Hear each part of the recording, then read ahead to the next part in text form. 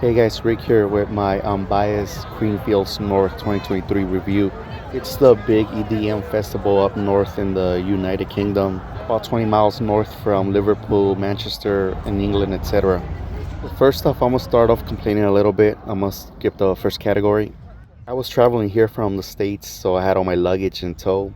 And I must say, this was probably the biggest FU to your patrons that I've ever seen from a festival. This was probably the hardest walk I've ever done to a campsite. Those little wood pieces that are supposed to help you with the terrain just made it hard to get your luggage and equipment.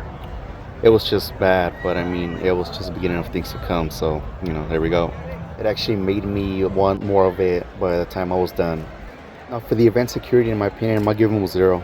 They were just very unknowledgeable, in my opinion, or just unwilling to help you if you had questions. They didn't know where anything was. And also, I believe they really didn't care to help you otherwise. I will say that the pat downs were also non-existent. You could probably, sneak in anything you wanted. I snuck in alcohol. I mean, it is what it is, but, 0 in my opinion for the security. So this is Thursday night here. Well, this girl right here was throwing up. It was Thursday night. She went a little too hard, so that was interesting. But in the previous videos, there was the two last sets, the main sets of the night. Honestly, I forgot the DJs, but they were silent disco sets, with the headphones and all that. So it was completely useless. Like, what kind of main event or main headliners would be silent discos? Spoke to a gentleman there. He was telling me that apparently something about permits that they didn't get them for Thursday night, etc. Also here, the Martin Garrix graphics that you see, they were testing the sound, sound check. They were testing the lights, the graphics for his show the next day in the middle of Thursday night, the headlining show or the main sets. So I've never seen that at another festival. That was interesting to say the least. Basically, Thursday was a complete waste of time. Also, throwaway day. Definitely do not go Thursday if you ever go. And this right here is what the showers look like inside, changing topics. And don't get me started on the showers. I didn't have the showers included in my ticket. So I literally paid $20 or 20 quids for a shower, which is 25 American or something like that. Yes, $20 for this travesty of a shower. It was an absolute slap to the face, but I mean, you gotta do what you gotta do. Nothing special with these showers. There were some as much as $50, quote unquote VIP, and all they did was give you like a towel, basically.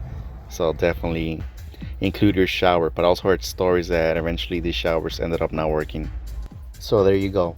This here was the event store, the little convenient market, which, nothing bad to say about that. It had what you needed, can't complain. The event bar does definitely get a full point. I felt the drinks were decently priced. Even American drinks, festivals are a lot more expensive in my opinion. There was also a great selection of drinks, beers, cocktails. They even had a wine bottle they would sell you for like 30 pounds or whatever, and it did more than enough. It definitely did the trick, so full point for the bar. That's yours truly right there, enjoying himself. It's a fun girl right there, enjoying herself too. That's a cool Metallica remix right there as well.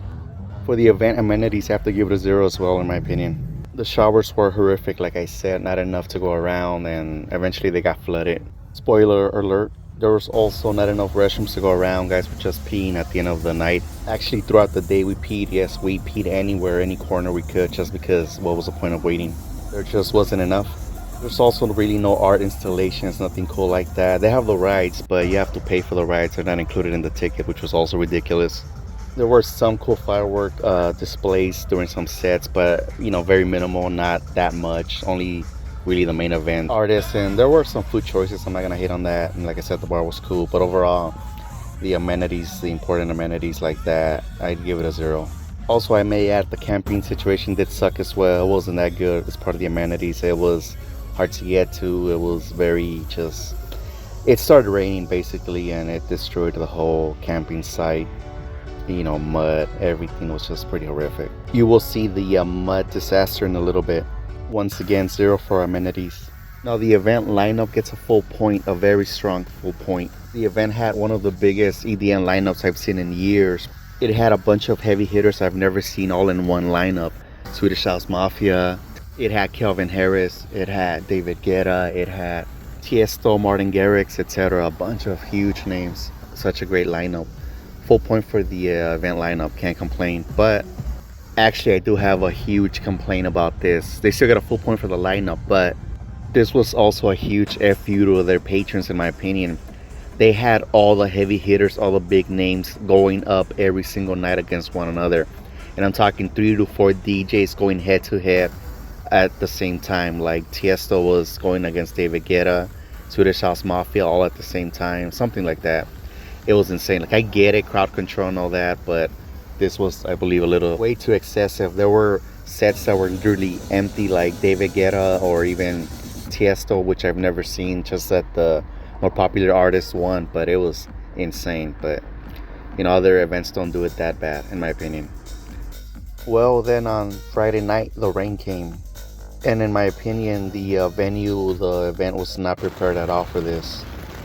It became a muddy mess. It was just, everybody was knee deep in mud.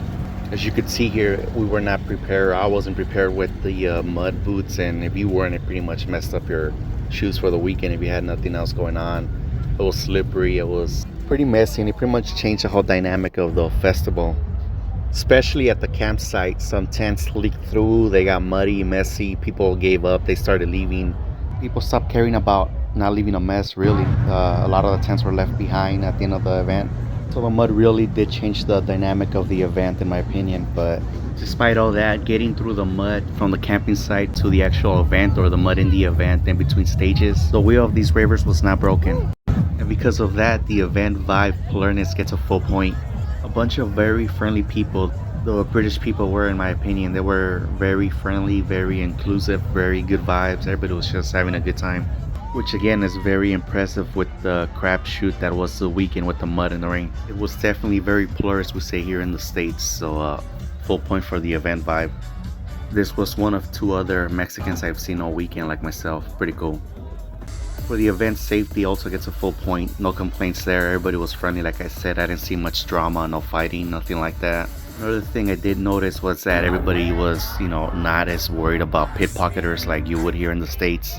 You don't see a lot of sketchy people just walking around there, just looking for opportunities to take advantage. The people seem pretty cool, like I said, not a lot of drama in that regard. Definitely full point for the event safety. The event attendees get a full point as always. There's no way to really quantify this category. I just take the opportunity here to explain the demographics for the most part. Well, as you would expect, mostly British people, obviously Caucasian, white people. Well, obviously this included people obviously from England, Scotland, Leeds, mostly northern English cities like Manchester, Liverpool, which is obviously common sense, but it was a bit surprising considering Tomorrowland, European festivals like that have countries from all over Europe, even from all over the world really, but this was exclusively English people, which was interesting with the lineup. I would think more people would have came, like international guests. But yeah, mostly Caucasian people, random African person here, or Asian person here, Latino like myself. Young crowd, early 20s, younger to early 30s, etc. A lot of people always ask me this for my content, so I'm gonna go ahead and answer it. But yes, in my opinion, while you should be there for the music as always, but there is a possibility of finding a rave bae here, in my opinion. There's truly met some ladies that could have been potential long-term rave babes, in my opinion, if I lived in the country there or in the area, so full point for this category. Now for the venue, the location had to give it a 0 in my opinion. It is just too cold to have a festival like this, in my opinion. Also, I would say it's kind of small. All the stages were like right next to each other. You could hear the other artists from the other stage, and this was across all stages, in my opinion. Camping site sucked, in my opinion. The terrain sucked. I mean, there's just so many things that could have been done better, I believe. Finally, for the event price, the bang for your buck category, you have to give it a half a point. Honestly, the lineup was amazing in my opinion. It had some of the heavy hitters of EDM, Swedish House Mafia, Tiesto, Calvin Harris. You just don't see that at EDM festivals these days. Some of the stages were great, some of the firework displays were great like this one, but everything else was just below average in my opinion, so half a point for this. Well guys, the event scored a 7 out of 10 overall on my scale, and I'm biased 7 out of 10 I may add. I actually thought it'd be lower, but I did expect more from the festival. Honestly, the rain, the infrastructure messed it up overall, the way they handled it in my opinion, but I would do it again one day. I'd recommend it. The people were great, they were friendly, they were nice. The biggest issue, like everybody's, was probably the mud issue. I do believe they could have done something about it. They could have had this little wood things here. That terrain definitely made a difference with the mud all over the venue, wherever it was present. Otherwise, it was hell walking through the mud, leaving the venue here. Thank you guys so much for checking out my festival review, and don't forget to follow. Thank you.